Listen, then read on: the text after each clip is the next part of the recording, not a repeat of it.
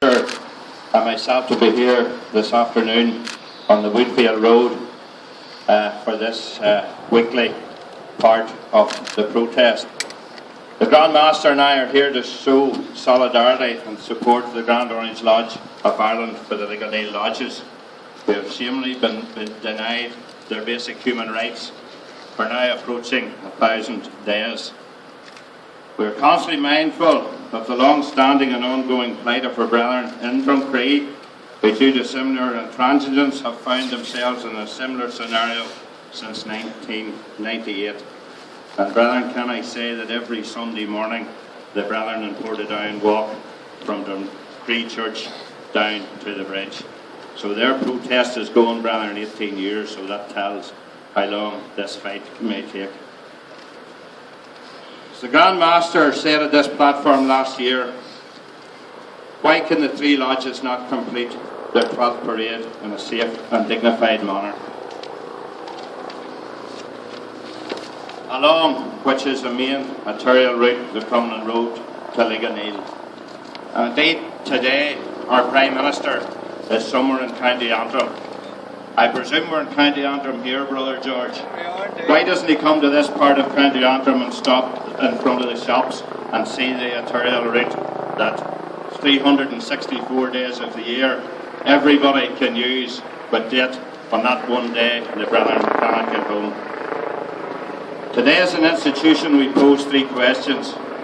Where is the supposed shared future? And I suppose we could add shared space. Where's the fresh start we hear about emanating from Stormont?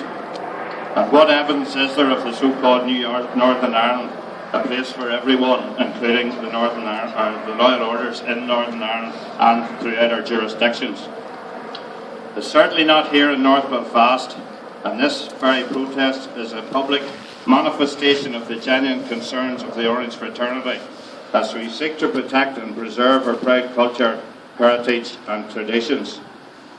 With this in mind, the Grand Lodge will be seeking as soon as possible a meeting with the Secretary of State, Theresa Villiers, to register yet again our discontentment with this unacceptable situation. Now, as George said, Theresa has been busy pushing a no campaign for the EU, but she needs to push a yes campaign for the brethren here to get back up that road. Having previously pulled the rug under agreement creating panel at the behest of Sinn Féin, and after failing to deliver on promised draft parading legislation, what has transpired from the Northern Ireland office has been pitiful.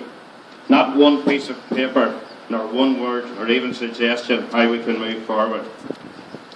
It is clear the Secretary of State simply doesn't care about British rights for British citizens. Rather, she has handed her veto over cultural expression to nationalism.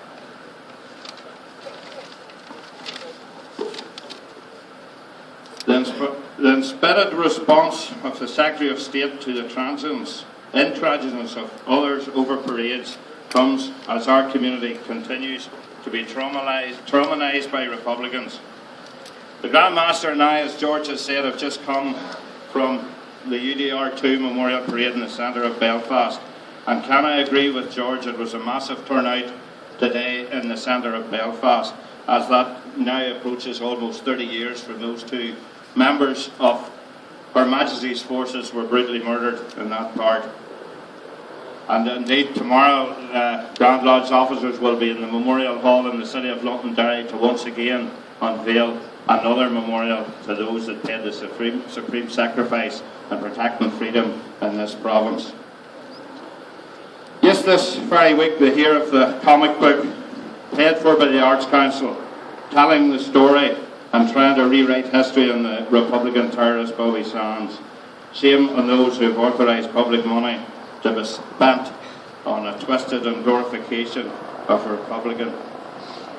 Almost daily we hear or see those who bombed, murdered and maimed who are now in government trying to rewrite history. They tell us they were innocent, they were downtrodden minority, they were only victims. Everything that generates bad publicity was carried out and manipulated by the Crown forces. And I think, as George has mentioned, the Easter Rebellion I think that's the next thing they'll probably try to blame the Brits for, was the East Rebellion in 1916. We have today have a message for the Republican movement. We will not allow the memory of 2 members of the Crown Forces, the memories of others, to be sullied by your pathetic comic books. We don't fall for your wicked lies and further traumatise innocent victims, nor your constant attacks on our culture, whether that be ongoing attacks in our Orange Hall or the deliberate opposition to parades along main arterial routes. Folks, as this year is a special year for the people of this province, as we think of the song, and just today and over this last week we have launched the Orange Lilies into our province, and we trust and pray that come the 1st of July that Orange Lilies are spread right across our jurisdiction to make sure the song is remembered. Those who have sustained and kept their peaceful protest going are the front of that battle. You stand once again for the demonisation of the Orange tradition and to ensure the restoration of our rights as British citizens. Grand Lodge commends you, and the entire institution encourages you and appreciates your relentless commitment to the cause. I can assure you we're working on many levels to do the best we can to support you. God willing, our labours and yours will not be in vain. Let them home, brethren.